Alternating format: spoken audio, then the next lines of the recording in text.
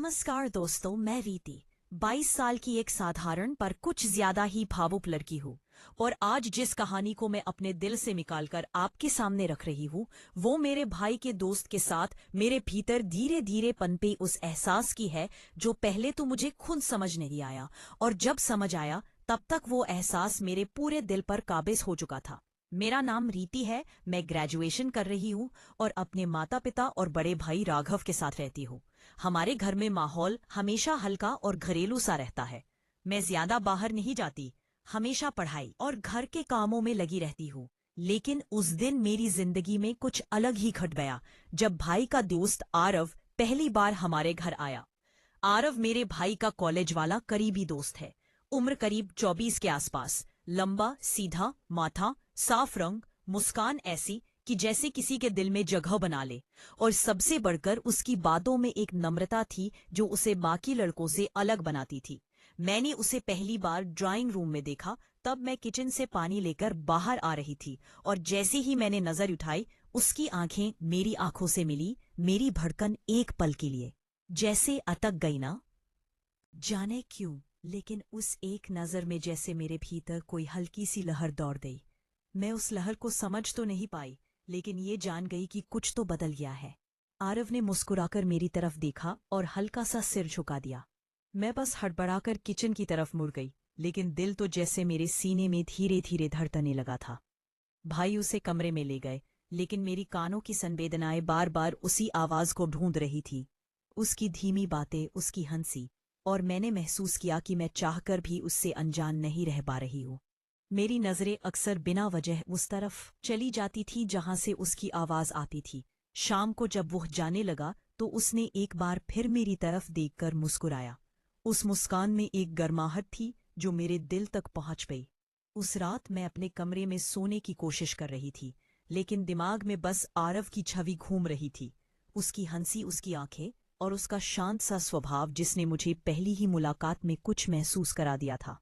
मैं खुद को समझा रही थी कि यह बस एक पल की बात है, लेकिन दिल तो जैसे मानने को तैयार ही नहीं था। अगले ही दिन वह फिर घर आया, भाई के साथ उनके किसी प्रोजेक्ट पर। आम था, मैं चाहकर भी खुद को किचन तक सीमित नहीं रख पा रही थी, क्योंकि अब मेरी नजरें उसे ढूंढने लगी थी।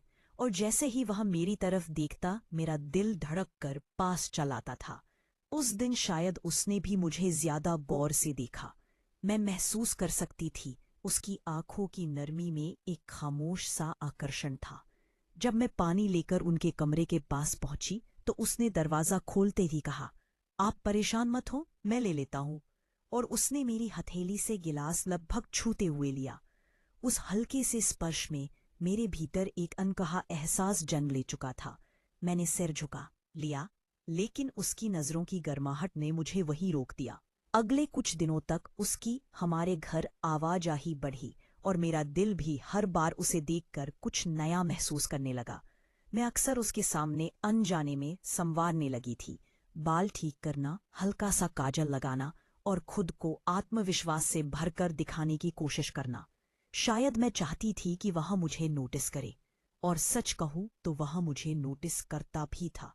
उसकी आंखों में हर बार एक सौम्य सी प्रशंसा दिखती थी, जिसने मुझे अपने आप से भी ज्यादा सुंदर महसूस कराया। एक दिन जब वह अकेला ड्राइंग रूम में बैठा था और भाई बाहर गए हुए थे, तब मैं उससे पहली बार ठीक से बात कर पाई। उसने कहा, आप बहुत कम बोलती हैं। मैं मुस्कुरा दी और बोली, जरूरी नहीं कि जो कम बोलता हो वह कम महसूस भी करता हो। वह मेरी बात सुनकर कुछ देर मुझे देखता रहा। उसकी आंखों में गहरी समझ थी, शायद सहज आकर्षण भी। मैं थोड़ा असहज होकर खड़ी हुई। तभी उसने कहा, आप चाहे तो मेरे साथ बैठ सकती है। कभी कभी किसी अजनबी से बात करना आसान लगता है। मैं उसके सामने बैठ तो गई, लेकिन दिल की धड़कन लगातार बढ़ती जा रही थी।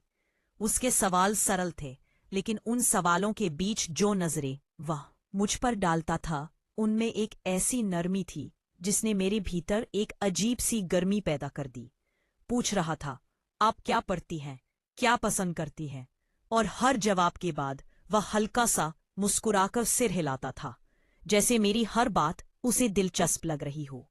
जब भाई वापस आए तो हम दोनों थोड़ा संभल गए, लेकिन भाई की नजरों में शायद कुछ भी नहीं आया।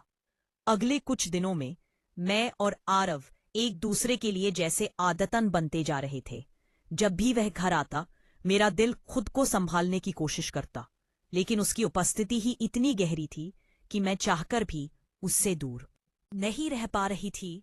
हम दोनों की बातों में अब एक अनजाना अपनापन जुड़ गया था।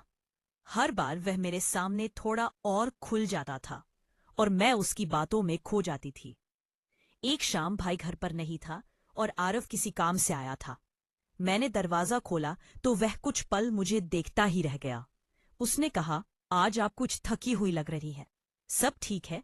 मैंने हल्की मुस्कान के साथ कहा, हाँ, बस थोड़ा पढ़ाई का दबाव है।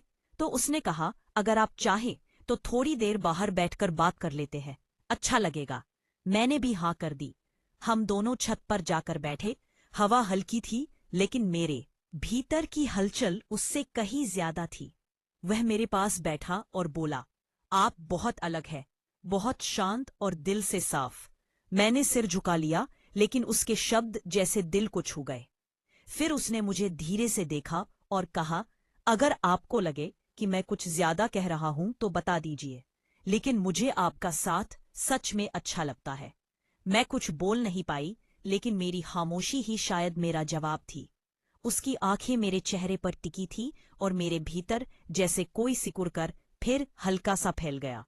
मैं उसकी ओर देखने लगी और एक पल ऐसा आया जब दोनों की नजरें एक दूसरे में ठहर गईं।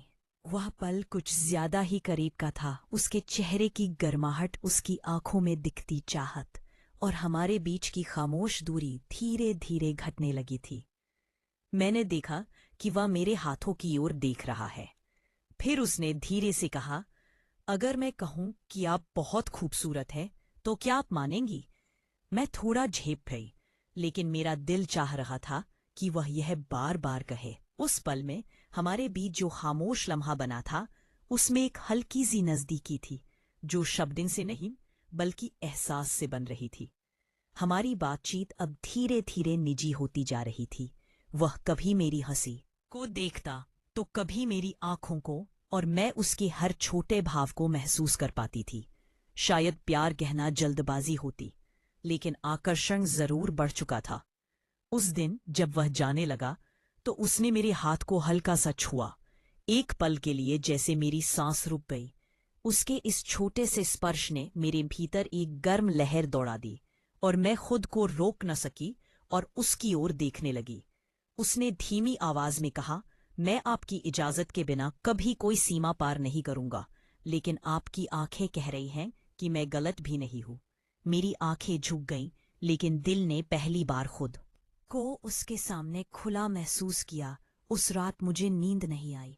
मैं बस हमारे बीच के उस पल को याद करती रही, उसके स्पर्श, उसकी बातें और मेरा खुद का दिल जो अब उसकी तरफ खिंचता जा रहा था।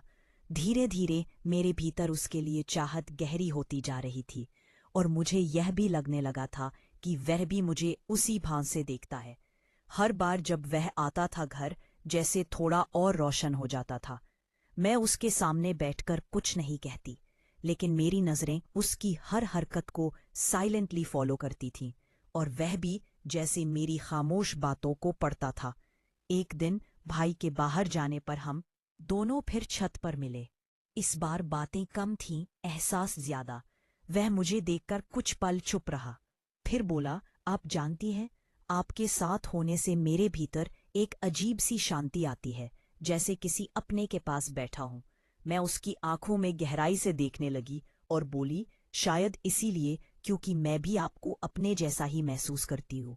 उसकी मुस्कान हल्की लेकिन बेहद सच्ची थी। उसने धीरे से मेरा हाथ थामा और मेरी उंगलियों को अपनी उंगलियों में समेट लिया। उसके इस स्पर्श में एक ऐसी नजदीकी थी जो शब्दों के बिना ही दिल की दीवारें पार कर गई। हमारे बीच का माहौल अब पूरी तरह बदल चुका था। शर्माने वाली दूरी अब धीरे धीरे मिट रही थी और उसकी जगह एक हल्की नरमी वाली नजदीकी ले रही थी। मैं उसके हाथों की गर्मी महसूस कर रही थी और वह मेरे चेहरे को निहार रहा था, जैसे मेरी हर बात उसके लिए मायने रखती हो। वह मेरे और करीब आया, उसकी सांस हल्की सी मेरे गाल पर छू रही थी और मैं अपनी आंखें बंद कर पाई। उस पल हमारे बीच का रोमांस हवा में घुल चुका था। खामोशी में भी जैसे सब कुछ कहा जा चुका था और हम दोनों एक दूसरे के एहसास में खोते जा रहे थे। उस शाम के बाद हमारे बीच की दूरी खत्म हो चुकी थी और हमारे दिल धीरे धीरे एक दूसरे की तरफ बढ़ चुके थे। उस रात मैं पहली बार यह मान सकी कि मेरे दिल को उसका नाम मिल चुका है, आरव, और उसके साथ जुड़े इन एहसासों ने मेरी जिंदगी को एक नई गर्माहट दे दी थी। जो आगे क्या बनेगी यह तो समय बताएगा, लेकिन मेरे लिए तो यह कहानी मेरे उसी एहसास की है जिसने मेरे भीतर पहली बार सच में